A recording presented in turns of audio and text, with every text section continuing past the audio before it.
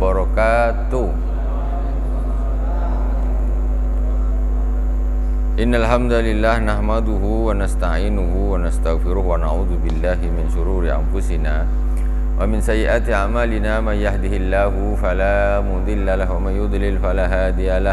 Asyhadu an la ilaha illallah wahdahu la syarikalah wa asyhadu anna Muhammadan abduhu wa rasuluh. Allahumma salli ala sayyidina Muhammadin tibbil qulubi wa dawaiha wa afiyatil abdani wa shifaiha wa nuril absari wa diyaiha wa ala alihi wa sahbihi wa sallim ila hadratin nabil mustafa Muhammadin sallallahu alaihi wasallam jami' ikhwani minal anbiya wal mursalin wa la awliya was syuhada was salihin wa jami' ammatir rasyidin wa jami' awliya illahi ta'ala fi masyariqil ardi wa magharibiha fi barriha wa barri aina makanu utusan sultanul awliya Abdul Qadir Jilani wa Sayyidauddin An-Naqsabandi wa Sayyidul Hasan Asy-Syadzili wa Sayyidul Abbas At-Tijani wa Sayyid Ibrahim Ad-Dusuki wa Sayyid Ahmad Al-Badawi wa Sayyid Ahmad Ar-Rifai wa Abu Yasin Muhammad bin Alwi Al-Malik Al-Hasani wa Abu Yasin Ahmad bin Sayyid Muhammad bin Alwi Al-Malik Al-Hasani wa al-musannif Ahmadan Allah bi madadi wa fadha alaina min barakati wa anwari ma'lumihim fid dini wa dunya wal akhirati bi sirril Fatihah. A'udzu billahi minas syaitonir rajim. Bismillahirrahmanirrahim. Alhamdulillahi rabbil alamin. Ar-Rahmanir Rahim. Maliki yaumiddin. Iyyaka na'budu wa iyyaka nasta'in. Ihdinas siratal mustaqim. Siratal ladzina an'amta 'alaihim ghairil maghdubi 'alaihim waladdallin. Amin. Bismillahirrahmanirrahim. Qala al-musannif rahimahullah ta'ala wa nafa'ana Allahu bi ulumi fid dharain. Kita fikih kita sampai di pasal tentang perbedaan antara laki-laki dan perempuan di dalam sholat. Nah, kemarin kita sudah hampir selesai, tinggal di penghujung saja. Kita ulangi sedikit secara singkat agar pembahasannya nyambung. Faslun wal mar'atu tukhalifur rajula fi khamsati asya'. Farrajulu yujafi mirfaqai inda jambaihi wa yakillu badnahu an fakhidaihi fi ruku' was sujud. Perbedaan antara laki-laki dan perempuan di dalam salat itu ada 5 perbedaannya. Pertama, laki-laki ketika dia sujud dan ruku', dia meregangkan tangannya, sikunya ini tidak nempel di badannya. Nah, jadi begini. Ini laki-laki begini, kalau perempuan begini. Ini perbedaannya, ya. Nah, jadi perempuan tidak begini, sebaliknya lelaki jangan begini. Nah, lelaki begini. Itu di dalam ruku' dan sujud. Kemudian wa yajharu fi maudhi'il jahri. Orang laki-laki kalau sholat, yang sholat untuk dibaca jahr atau keras, dia membacanya dengan keras. Tetapi kalau perempuan tidak. Perempuan maksudnya ketika di situ ada laki-laki lain, ya, laki-laki yang bukan mahram, dia walaupun dia sholatnya maghrib, dia membacanya pelan, tidak dibaca keras. Kenapa? Karena biar yang seorang laki-laki ini di dekat-dekatnya ini tidak mendengarkan suara. Jadi kesunahannya berbeda dengan laki-laki. Kalau laki-laki tetap, perempuan tidak, ya. Kecuali kalau dia ada musola khusus perempuan. Nah, kalau di Jawa itu dulu ada masa musola macam masjid gitu, tapi khusus perempuan, imamnya pun perempuan. Nah, itu di tempat kita Karimun ini belum ada. Saya masih terpikir tuh nak bikin. Nah, jadi khusus musola perempuan. Maksudnya ya isi aktivitas di situ, sholat, ngaji apa segala macam. Intinya tentang ngaji lah, ya. Maksudnya ngaji sekaligus sholat di situ, taklim sekaligus sholat di situ gitu. Nah, itu bagus. Jadi imamnya pun perempuan juga. Nah, imamnya pun perempuan. Imamnya perempuan ketika dia berada di samping laki-laki begini, dia tidak mengeraskan bacaannya. Padahal sholat maghrib atau isya ataupun subuh. Kalau Jumat taklah, mana ada perempuan jadi imam Jumat, kan? Tak ada, tak sah. Kemudian wa idza nabahu syai'un fi sholati sabbaha wa auratur rajul. Kalau laki-laki ketika nak mengingatkan imam itu dia bertasbih subhanallah, imam lupa, ya. Kalau perempuan apa?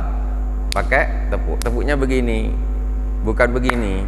Nah, Jadi punggungnya yang kanan dipukulkan di telapak dalam bagian dalam yang kiri ini.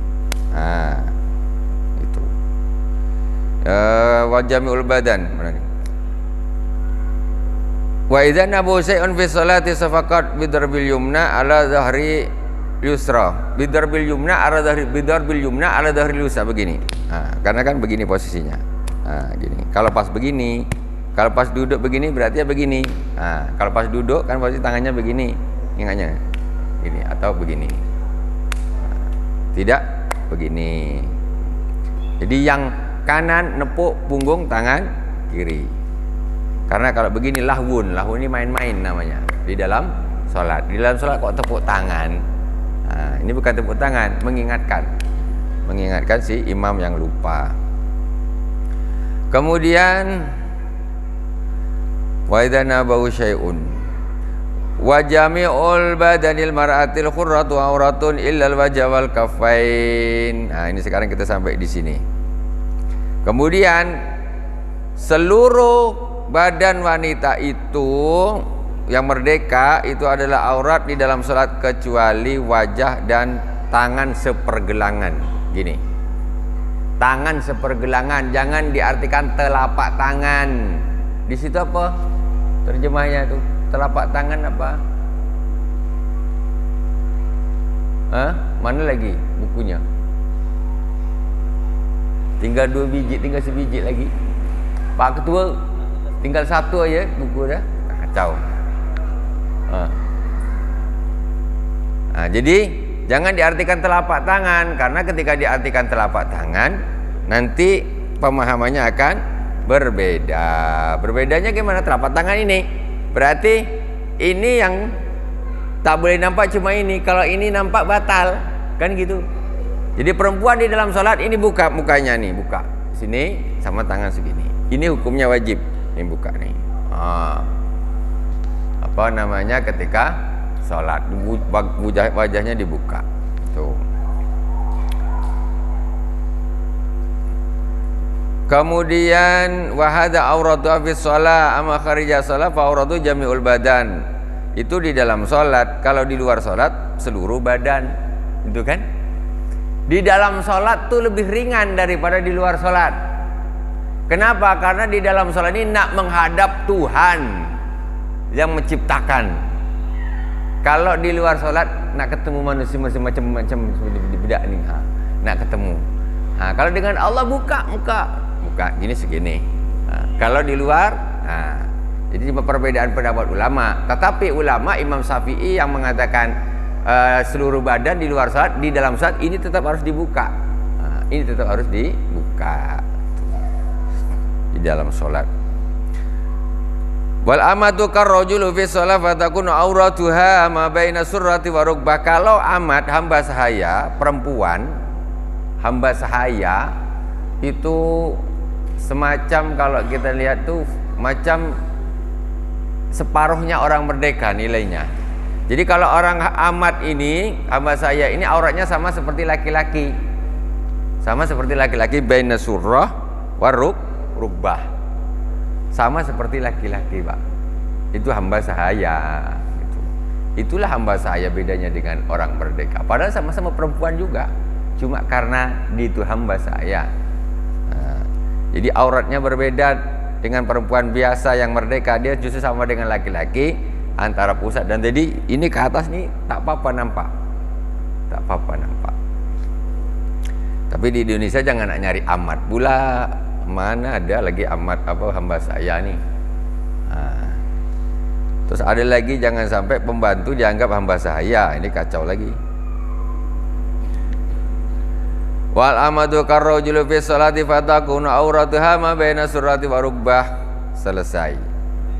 Itu diantaranya perbedaan laki-laki dengan perempuan. Sekarang kita masuk di faslun fi adadi mubtilatis shalah. Fasal menerangkan tentang jumlah perkara-perkara yang membatalkan sholat. Walladzi yubtilus sholata ahada asyara syai'an. Yang membatalkan sholat itu ada berapa toh? Ada 11. Yang membatalkan sholat itu ada 11 perkara. Kalau kita biasanya yang kita paling 1-2 buang angin, itu yang mesti itu kan. Apalagi bergerak lah, banyak bergerak. Lain apa? Masih ada yang lain. Jumlahnya totalnya ada 11 perkara. Ini kan kita harus tahu nih. Kalau kita tak tahu macam mana salat, makanya wa kullu man bi ghairi ilmin ya'malu a'maluhu mardudatun la tuqbalu. Setiap orang yang beramal tanpa ilmu, amalnya akan ditolak oleh Allah Subhanahu wa taala, tidak akan diterima. Di salat tuh, salat. Selama-lama dia solat, berpuluh-puluh tahun dia solat, dia tak belajar apa-apa saja yang membatalkan solat. Ternyata 11 tahun, 20 tahun, 30 tahun dia solatnya batal terus, tapi dia tak tahu. Nah, ini masalahnya. Nah, sekarang yang membatalkan solat itu ada 11 perkara. Pertama, al-kalamu al-amdu, berbicara dengan sengaja. Berbicara dengan sengaja. Namanya orang bodoh. Ada kejadian, asli kejadian di kampung kita juga lah kejadian. Jadi ceritanya ini imam, pada waktu itu imam ini batal. Di belakang kan ada makmum. Ini imam batal. Ketika imam batal, ini yang belakang nih, makmum nih tak ada yang pede nak gantikan. Akhirnya gimana? Bingung kan, siapa yang gantikan? Engkau maju. Wah, kata dia. Kata dia bingung, ini siapa di dulu kita apa? Engkau maju, kata dia. Ngomong dia. Nah, ini sengaja gini batal. Ada apa pula? Engkau aja lah, aku tak bisa. Nah, kan tambah berkelahi pula lagi masalah. Ini kejadian betul karena ketidaktahuan, ya kan? Nah, kalau tak tahu bingunglah siapa ni berganti. Akhirnya siapa lama-lama siapa tak ada yang hantar maju. Geram dia kan. Engkau maju. Bingung nak buat apa, nak bikin apa lagi ni. Akhirnya sudahlah, batal semuanya jadinya. Tak ada imam, membatalkan semua. As-salih li khitabil adami sawa'un ta'allaqa bi maslahati shalah aw la wal amalul katsir. Jadi berbicara dengan sengaja, ya, apakah untuk berbicara dengan manusia, ya, yang berhubungan dengan sholat ataupun tidak berhubungan dengan sholat. Semacam itu tadi kan berhubungan dengan sholat. Kau maju gantikan imam, ya so batal juga walaupun ini berhubungan dengan sholat. Kemudian yang kedua, wal amalul katsir, bergerak yang banyak, al mutawali kasalah satu khatawat amdan. Ini mazhab Imam Syafi'i, 3 kali bergerak batal. 3 kali bergerak batal mazhab Imam Syafi'i. Ini kehati-hatian Imam Syafi'i saja. Kehati-hatian supaya sholat ini tak main-main. Tapi ini tidak menjadi pendapat jumhur. Kalau yang lain Imam Malik enggak masalah. Imam Malik umpamanya orang sholat Allahu Akbar, umpamanya dia sholat, betulkan ini sholat Bismillahirrahmanirrahim, Alhamdulillahirabbil alamin, Ar-Rahmanir-Rahim, Maliki yaumiddin, Iyyaka na'budu wa iyyaka nasta'in, Ihdinas siratal mustaqim, siratal ladzina an'amta 'alaihim ghairil maghdubi 'alaihim waladdallin. Tak batal. Tapi bukan aku suruh, kan dikira aku suruh pula. Aku tak ada suruh tu. Kalau Imam Malik tak masalah. Yang penting orang tu dia, orang ingat tu lagi solat. Maksudnya dia tidak melakukan hal yang over sekali. Macam solat maunya betulkan Bismillahirrahmanirrahim, Alhamdulillahirabbil alamin, Ar-Rahmanir-Rahim, Maliki yaumiddin, Iyyaka na'budu wa iyyaka nasta'in, Ihdinas siratal mustaqim, siratal ladzina an'amta 'alaihim ghairil maghdubi 'alaihim waladdallin. Amin. Umpamanya itu tak batal. Walaupun kalau dihitung lebih dari 3 kali. Tapi kalau Imam Syafi'i batal. Kenapa? Imam Syafi'i lebih berhati-hati. Contohnya yang membatalkan apa?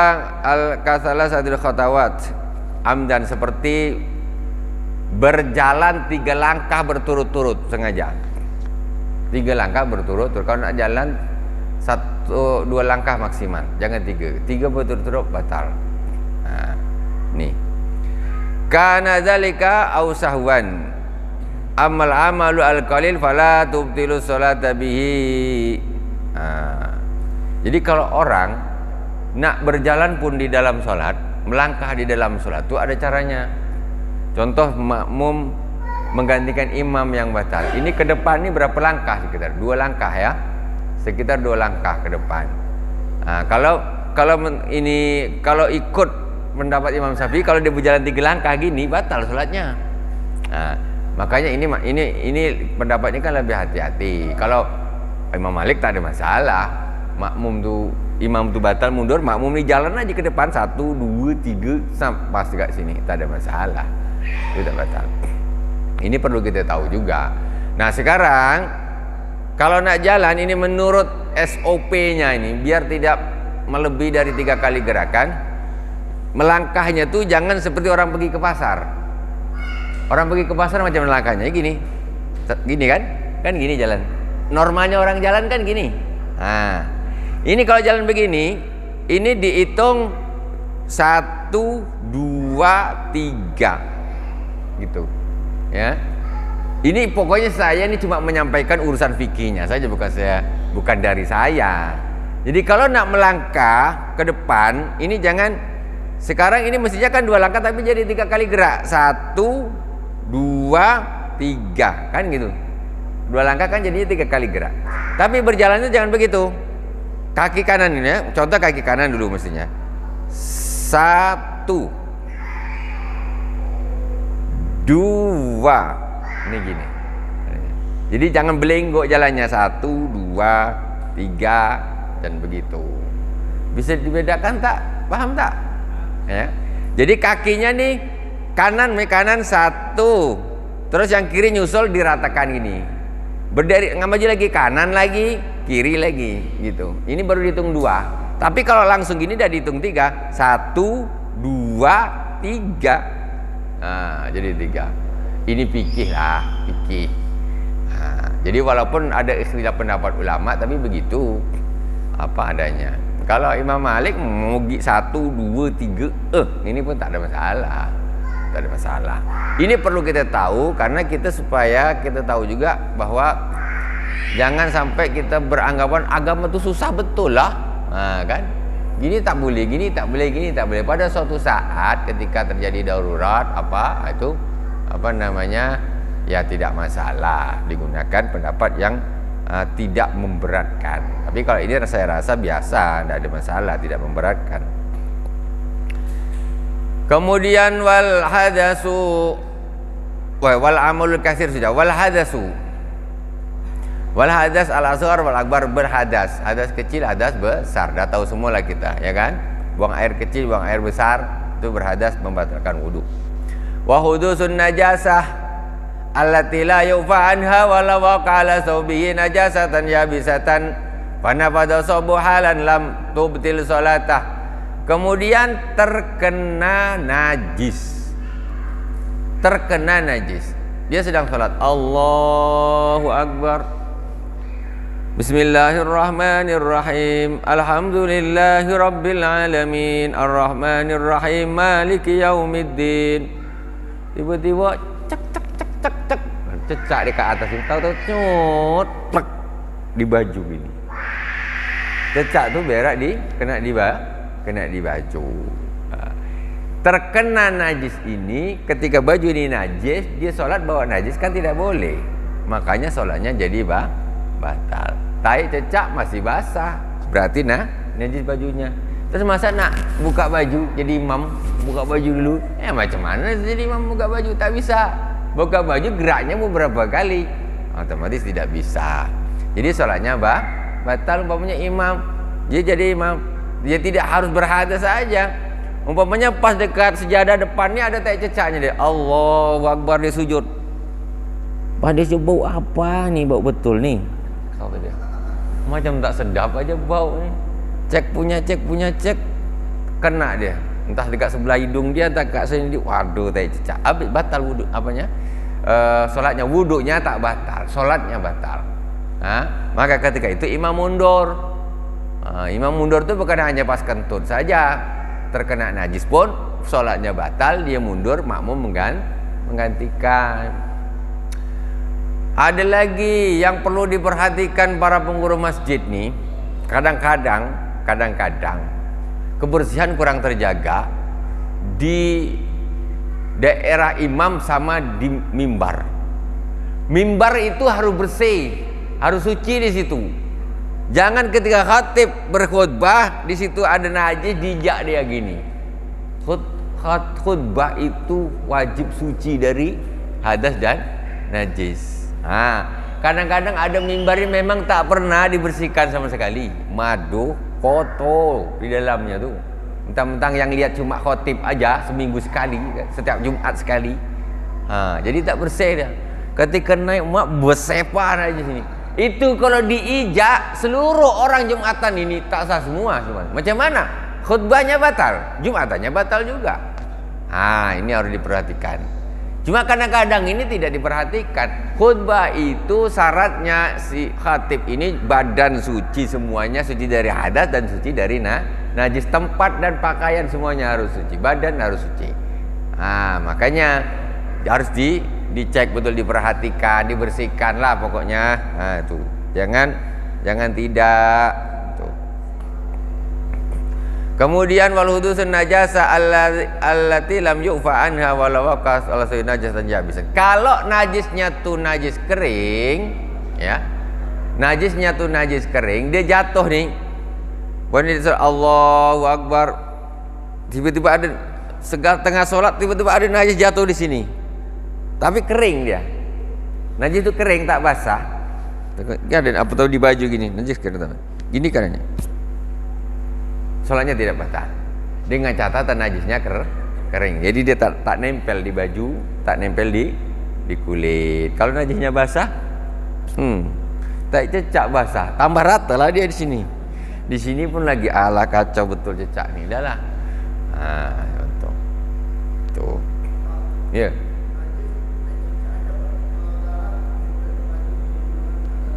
Nah, kalau luka makfu, luka sendiri dia habis luka, bekas-bekas dia ada darahnya itu dimaafkan. Tapi kalau yang tidak banyak luka-luka dia sendiri, kalau jerawat tak ada masalah. Nanti orang jalan, ngapa kau tak salat lagi jerawatan? Ngapa salat tak pernah sah karena bawa darah terus? Wah, kacau nih jerawat. Ya, sikit tak ada masalah. Jangan pas Bismillahirrahmanirrahim, Alhamdulillahirabbil alamin, Arrahmanirrahim. Ini kacau, batal sholatnya, sengaja mengeluarkan darah. Ya, ini kau sholat apa pecah jerawat? Apa lagi? Nyamuk tak boleh karena bapak sengaja. Ini ada nyamuk nih. Pas baca Fatihah Bismillahirrahmanirrahim, Alhamdulillahirabbil alamin. Kata dia. Bukan main geram, bekecai lah nyamuk dari sini kan. Ya darah lah. Kalau udah tengah sholat, nanti aja kau jaga kau pergi dulu sekarang, nanti habis sholat aku kejar lagi. Gitu. Suruh dia pergi dulu. Kau nasib kau sekarang gemuk lah tak apa. Nanti kau habis sholat, aku sedekah dulu.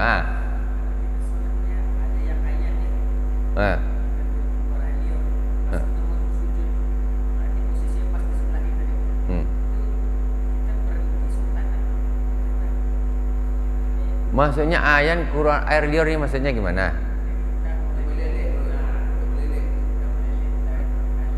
Dia berbaring ke dia ikut sholat?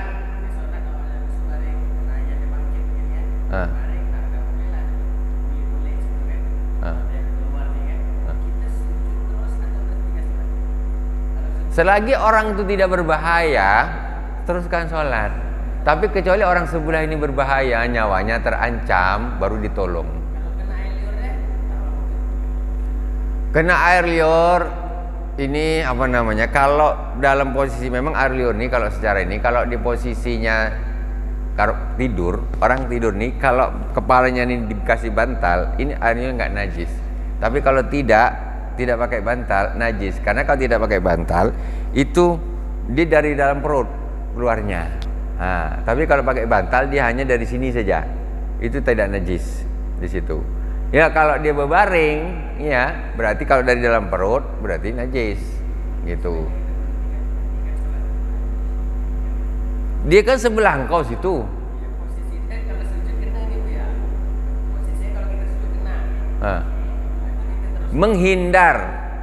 Menghindar satu langkah tak batal. Jangan kau menghindar balik ke rumah.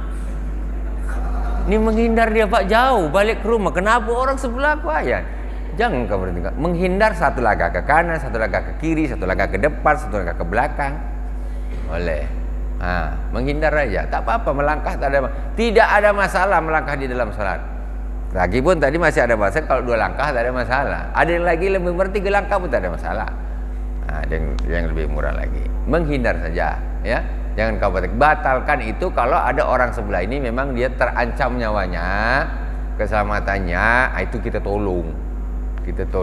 Kalau dia orang tidur, tak ada apa-apa nih, tak masalah. Nanti habis sholat baru diselesaikan urusannya.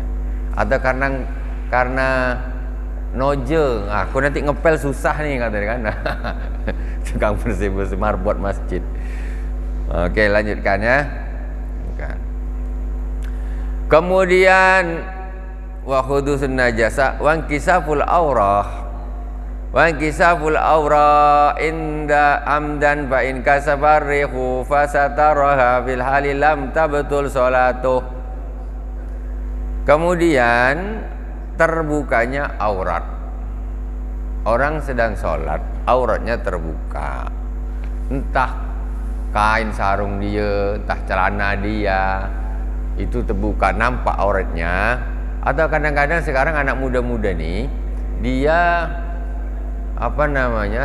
sholat nih kadang dia pakai kaosnya segini pendek, dia pakai celana jin tali pinggang. Ketika dia sujud, ini celana bisa agak buka kan agak turun-turun ke bawah, ini nampak batal sholatnya itu. Yang tak tahan yang dekat kawan yang di belakang ini yang tak tahan. Budak ini pemandangan tak sedap nih, batal tuh tak boleh gitu. Kalau nak sholat betul-betul kaosnya panjangkan. Atau macam mana kaosnya dimasukkan ke dalam, tali pinggang di luar. Ini tidak ada kaosnya pendek, tali pinggangnya jungkit gini. Tali pinggangnya jungkit kan. Dia sujud nikah, celananya keras. Udah, itu batal itu salatnya. Karena posisinya itu dia di bawah pusat. Kan kalau pusat kan segini. Ini sudah di bawah pusat, nampak auratnya, batal hukumnya. Itu hati-hati. Rajin sholat tapi tak ada ilmu. Sholat gitu tiap hari, zuhur, asar, maghrib, tak pernah berpuluh-puluh tahun tak diterima sama Allah sholatnya. Itulah namanya. Gimana? Ini kebanggaan orang biasanya nih, yang tadi jamaku nih, buaya. Ini ular, bukan dengan ular. Ya. Itu bagaimana dibuat untuk sholat begitu? Kulit hewan kalau disamak ini namanya ketika macam dibentang tuh, kalau udah di kulit ini dah di dah dikelupas, kemudian kan dibentang, dikasih zat apa supaya di kulit ini bisa bersih, itu namanya disamak. Ya, semua kulit itu boleh disamak dan menjadi suci kecuali kulit anjing dan kulit babi. Jadi menurut Imam Syafi'i, hewan yang boleh dimakan dan yang tak boleh dimakan, kulitnya kalau disamak tadi dibersihkan, sampai biar bau-baunya hilang semua, kemudian itu hukumnya menjadi suci, boleh dibawa sholat. Yang tak boleh kulit anjing, kulit babi itu tak boleh. Itu tak boleh, kulit anjing dan kulit babi. Jadi kulit buaya boleh, menurut Imam Syafi'i boleh. Menurut Imam Syafi'i. Walaupun imam yang lain mengatakan ada yang tak boleh. Imam yang lain mengatakan yang boleh hanya hewan-hewan yang boleh dimakan saja. Yang tak boleh dimakan tak boleh kulitnya dibawa sholat. Kalau kulit masih ada kemurahan boleh dibawa sholat. Tapi kalau rambut, bulu tidak boleh. Sekarang ada orang, mulai zaman dulu lah agak lumayan, zaman sekarang ini tak terlalu lah. Zaman dulu sampai saya masih ketemu juga nih, biasanya gantungan kunci dari apa? Ekor tupai, ya. Ekor tupai itu, ya, kalau dia matinya tidak syar'i, najis, dibawa sholat tak sah. Nah, itu bukan kulit. Kalau kulit lain, ada kambing telanggar mobil, ya, kemudian diambil kulitnya, disamak, dijemur, dikasih obat apa gitu, kemudian dibersihkan. Ini walaupun dia bangkai kambing, kalau sudah digitu karena kulitnya jadi bersih, tidak bau lagi, itu boleh dibawa sholat. Untuk sajadah sholat boleh. Terus kulit apa tadi, buaya, kulit harimau boleh menurut Imam Syafi'i. Tapi ada imam yang tak membolehkan. Gitu loh. Nanti jangan kata, oh boleh kok, tak boleh, boleh. Ya, memang gitu, ada perbedaan pendapat. Tapi ada yang membolehkan, Imam Asy-Syafi'i. Ada imam yang lain mengatakan kalau hewan tidak boleh dimakan, maka kulitnya pun tidak boleh dibawa salat. Tuh. Wallahu a'lam. Ya.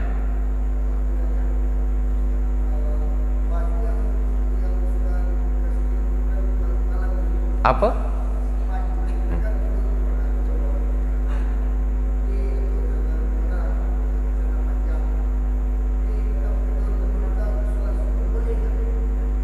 Boleh, tak ada masalah. Yang penting jangan ngompol pas tidur. Kalau ngompol tak boleh untuk sholat subuh. Yang penting sholat tempatnya tidur tempatnya bersih, baju bersih, celana bersih, boleh untuk sholat subuh, tak ada masalah. Sah-sah saja. Yang penting tidak terkena najis. Bukan berarti baju kalau dah bawa tidur berarti dah tak boleh untuk sholat, mesti kena najis. Tak mestilah, tengok-tengoklah dulu. Tengok-tengoklah dulu. Kalau memang badan bersih, semua bersih, tempat bersih, ya bersihlah untuk solat, tak ada masalah. Okey.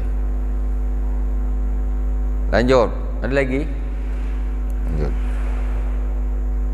Susah. Kalau gini tak terang sini, tapi tak terang situ. Kalau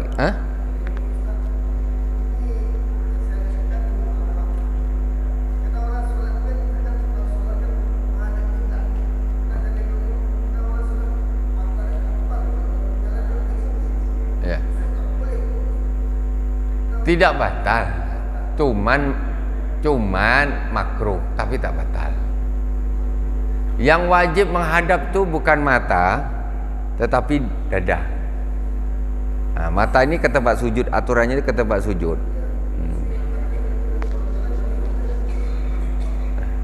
Kalau batal tidak, cuma makruh saja, makruh saja. Ya. Jangan ikut-ikut, mentang-mentang makruh ikut-ikut pula.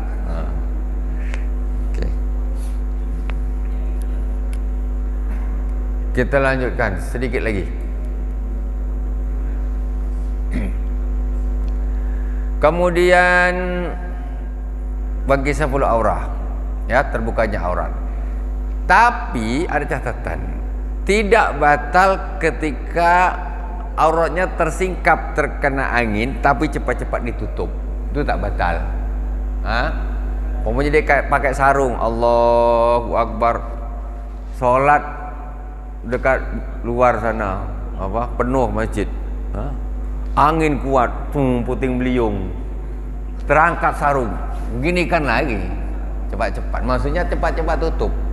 Kalau tidak cepat-cepat ditutup, batal salatnya, ya, cepat-cepat ditutupkan cepat, dengan catatan segera. Kalau tak segera, ya batal lah. Kemudian berikutnya wa taghayyurun niyyah ka ayyan bil khuruja minas salati wastidbarul qiblah. Kemudian mengganti niat, seperti dia niat berhenti salat. Pas salat, dia lagi salat dapat 2 rakaat. Ada orang ketuk pintu. Tok tok, Assalamualaikum. Assalamualaikum. Dia dah terpaksa nak batalkan solat lah, katanya kan. Batalkan solat, ketika dah batalkan solat gini, tiba-tiba ada orang lain buka pintu. Balik lagi lah, tak bisa. Tak bisa, karena dia dah niat. Dia niat, tak ada orang. Yelah, dalam hati dia nih sudah niat, alah aku bukakanlah pintunya. Tiba-tiba baru dia nak gerak, tiba-tiba krek, pintu dah dia buka. Tak jadilah, tak bisa. Karena sudah niat. Kalau belum niat lain. Pokoknya bukakan tak belum. Tapi kalau dah, adalah aku bukakanlah. Begitu dia nak gini aja, ternyata udah dia bukakan. Itu dia sudah batal, tidak bisa balik lagi ke sholatnya. Gitu. Kemudian berikutnya wastidbarul qiblah kaya ja'ala khalfa dhahri, membelakangi kiblat. Sholat, dia sedang sholat, ini kiblat sana, ya kan? Kiblat sana. Tiba-tiba di tengah-tengah sholat, entah ada yang manggil, entah apa gitu kan. Tiba-tiba dia balik ke belakang, tengok ke belakang. Siapa? Batal sholatnya. Membelakangi kiblat, tak boleh, batal sholatnya. Tapi kalau menoleh tidak batal. Menoleh gini, banyak ada apa ribut, entah orang bising, dia nengok gini, itu tak batal. Tak batal. Dekat sini solat di pinggir kaca itu. Boom, dia ada datang tabrakan. Nengok dia ke jalan. Yang sebelah sana imam tak bisa tengok dari sini, sangkut. Yang sebelah sana tu, dia rawan dia jeling-jeling ke jalan tu, situ sebelah situ. Tuh. Apa? Adalah kompas dia. Kapal tu dah punya. Kalau tak punya, dia suruh masuk ke dok, tak usah belayar. Kapal tu dah ada alatnya, apanya semuanya sudah ada, posisi kiblatnya, apanya kompas sudah ada. Navigasinya sudah ada. Kita ikut apa kata dia saja. Kata dia, kiblat ke sana. Iyalah, percayalah, kau punya alat, aku tak punya, aku ikut kau lah. Gitu. Tapi sekarang ini banyak juga alat untuk menentukan tu banyak. Cuma cari yang akurat, jangan asal-asalan. Nanti solat madep pula ke mana, ke Iran sana. Wah, kan payah pula dihitung itu, ini kiblatnya kemana nih, garis lurus sana, ke Iran pula lari dia. Ini masalah jadinya. Kemudian wal aklu wasyurbu, makan dan minum, katsiran kanal makul wal masyrubu au qalila illa yakuna syasu fi hadhihi surati jahilan tahrima dzalik. Makan atau minum salatnya batal. Habis berbuka makan asam pedas, terus salat tarawih, salat Isya, Allahu Akbar, imam lagi baca Al-Fatihah, waladdallin, amin, telan dia, ada sisa sikit lagi terselit, batal salatnya. Sengaja menelan bekas asam pedas, batal salatnya. Walaupun sikit aja pun, iyalah sikit pun batal. Masa kau salat kau nak makan satu piring? Tak mungkin kan.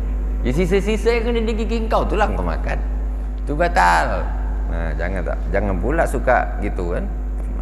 Makanya siwak sama ini hukumnya sunnah untuk ketika sebelum sholat, supaya dia waktu sholat tak makan sisa-sisa makanan. Ya. Ini dibuang. Dia ambil gini tak masalah. Kalau nak meludah sholat di sebelah kiri ataupun di dekat gini, tak ada masalah, boleh sebelah kiri. Dahak ditelan tak boleh. Dahak ditarik ke sini, ditelan lagi, batal, tak boleh. Itu sama dengan orang makan.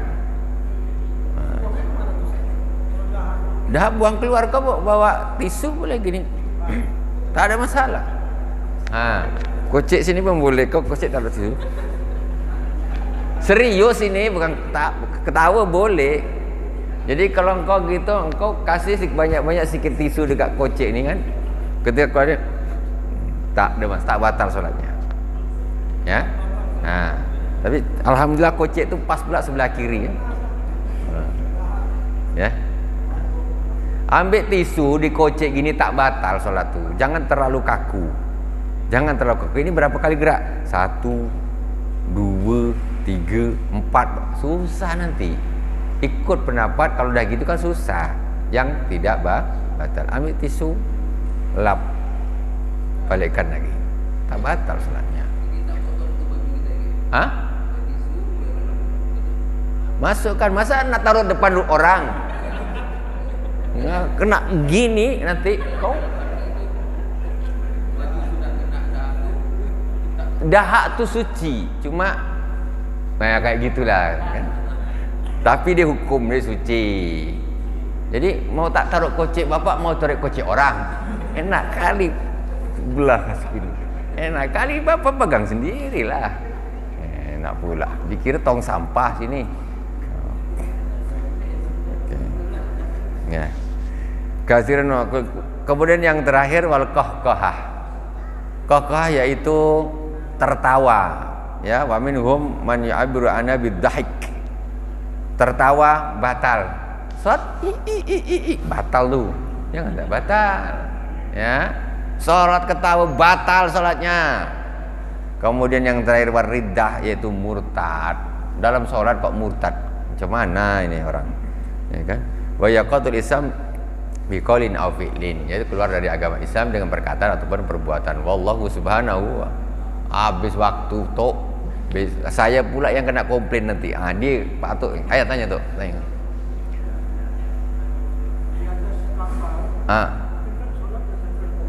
Ya.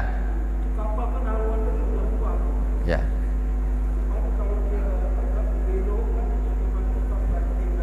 Kalau biasa kalau kapal besar tuh tak macam becak dia. Kalau becak sebentar belok, sebentar belok, sebentar belok.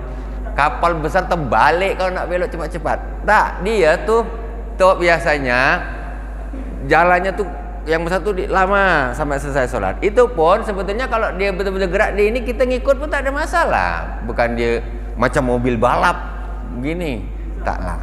Jadi kita kalau memang itu belok kita ikut tak ada masalah. Rukuk dia ternyata kau belok, ikut sana tak masalah. Kalau memang ada, kalau tak ada ya bismillah sudah, tak ada masalah. Kita tak tahu kan. Wallah, tu Pak Ketua kan marah. Wallahu subhanahu wa ta'ala a'lam. Subhanakallahumma bihamdik asyhadu an la ilaha illa anta astaghfiruka wa atubu ilaik. Wa sallallahu ala sayyidina Muhammadin wa ala alihi washabihi wa baraka wa salam. Alhamdulillahi rabbil alamin. Wassalamualaikum warahmatullahi wabarakatuh.